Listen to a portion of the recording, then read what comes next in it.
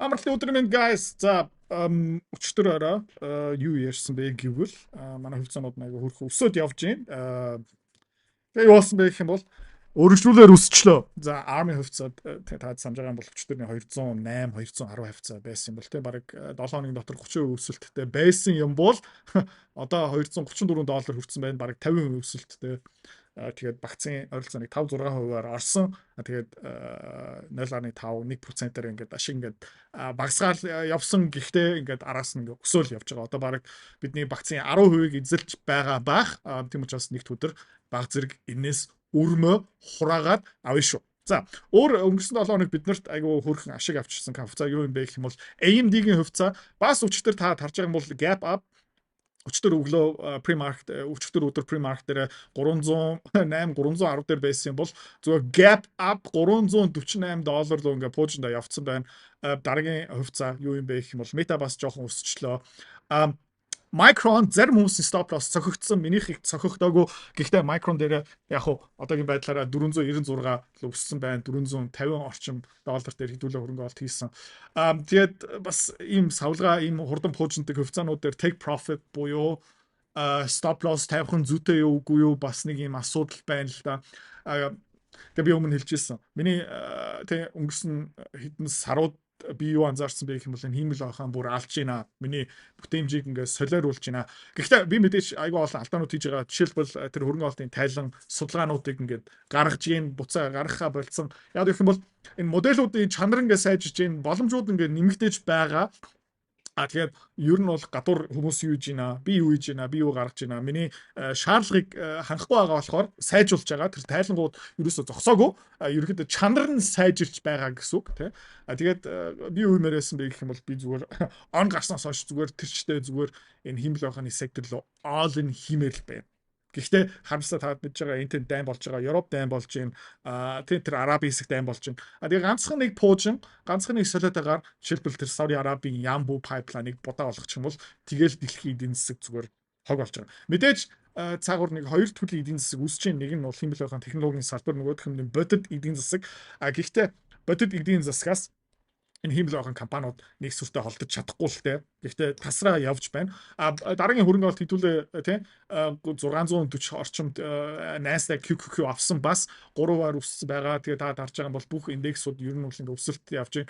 Яг Dow Jones жоохон ирчээ алдж байна. Гэхдээ энэ одоо bull flag мөн үгүй хэдүүлээ ер нь эх 7 хоногт арах хэвээр S&P 500 QQQ ер нь бол тоохгүй байна. Тэ эднэр бол зүгээр будаа болгож байгаа IWM Russell 2000 Dow Jones жоохон bull flag-тай жоохон завсарлага авч байх шиг байна.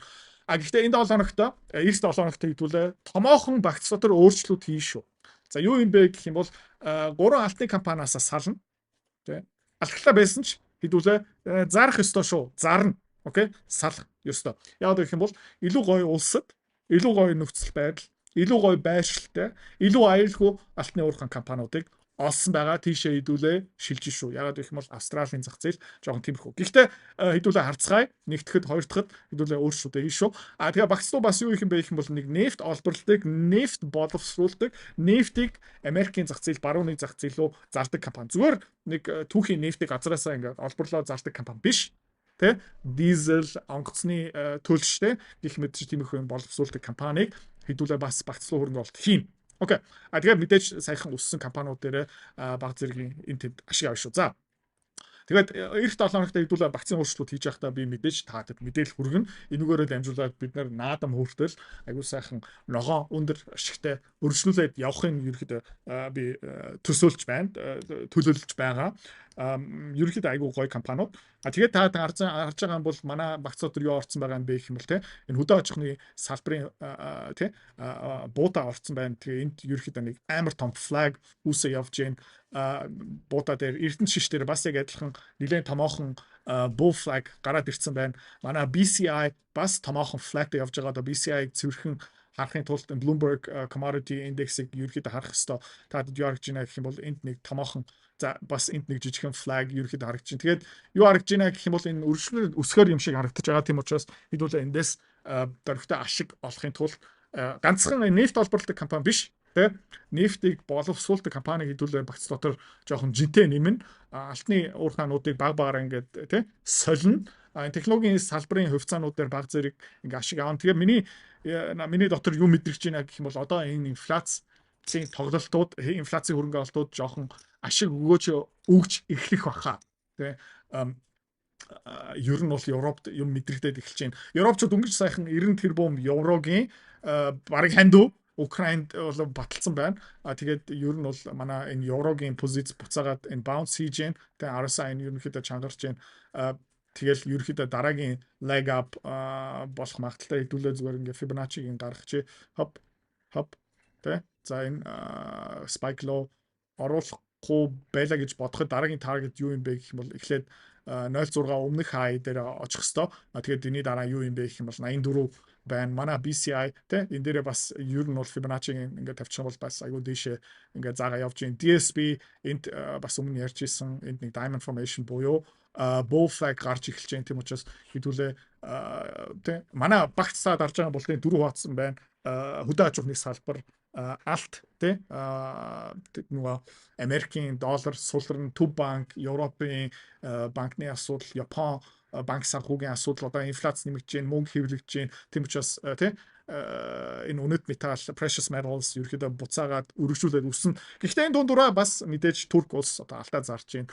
Оросууд нефтний үн ханш тэнгэр рүү пууждахаас өмнө бас алдаа зарсан. Яг гэх юм бол тэ эдийн засгийн жоо хүнд байдалд орсон болохоор тэгээд одоо энэ нефт гэх мэтчлэн үн ханш ингээд буурахгүй өсөлттэй ийм төвшөнд байгаа байх юм бол Япончууд юу гэх юм бэ гэх юм бол Америкийн засгийн газрын үнэт цаасаа зарна. Доллараа зарна. Алтаа зарна. Тэрүүгээр дамжуулаад юу санхүүжүүлэх юм бэ гэх юм бол өртөг өндөртэй газ нефтэ санхүүжүүлнэ. Европ бас яг адилхан юм хийн. Тэ. Азийн орнууд бас яг адилхан юм хийн. Африк орнууд бас яг адилхан юмнууд хийн. Тийм учраас алт дээрээ алтны өсөлт төр зүртэй ингээд зогсох магадaltaй нефтний асуудал шийдвэрлэх хүртэл. Гэхдээ миний хувьд бол энэ юу юм бэ гэх юм бол тэ Америкийн засгийн газрын бонд энэ долларын зах зээл ирэх 2-3 жилийн хугацаанд тэр чигтээ өөрчлөгдөх хандлагатай харагдаж байгаа болохоор дэлхийд даяар томоохон төв банкуд энтэнд алтаа зарж байгаа болохоор миний хувьд бол энэ тэ нефт, газ, дизель энэс болж худалдаж авах боломж гэсэн үг. Миний зүгээс тийм учраас хэдүүлээ энэ та нар 7 хоногт магадгүй $200, $500, $1000, $10,000 багцлуу ингэ нэмж байгаа юм бол үргэлж энэ тий алтны хувьцаа тий инфляцаас хамгаалсан BCI гих мэт шимлөө үргэлжлүүлээ нэмж байгаараа яагаад гэх юм бол өсөхгүй байна гэдэг чинь зүгээр ингэ ерөөс биш байхгүй тийм ээ. Тийм өнгөрсөн жил 5 6 7 сар 8 сард 9 сард хэдүүлээ юу исэн бэ гэх юм бол алтны компани алтыг худалдаж авсан. Тэгэл 10 сараас хойш зүгээр ингээ пуужинд явсан. Тэгэл зүгээр ингээ тийм цаг хугацаа хэрэгтэй. Төвчээр хэрэгтэй. Саяхан зарим хүмүүс нь төвчээр алдсан байж магадгүй. Гэхдээ өнгөрсөн 2-7 хоногийн хугацаанд энэ технологийн тийм хувьцаанууд нь аюу сайхан өсчлөө. Эх 7 хоногт бас 1-2 технологийн компаниудын хувьцаа шинээр оруулах болно. Тэгэл тэг судалгаанууд одоо хийж байгаа. Тэгээд та бүгдээ тань сууж байгаараа өнгөрсөн 7 хоног аюу гоё боллоо. Тэгээ эх 7 хоногт бас сайхан болохоо. Тэгээ та амралтын өдрүүдэд сайхан өнгөрүүлээрэй. Bye bye guys.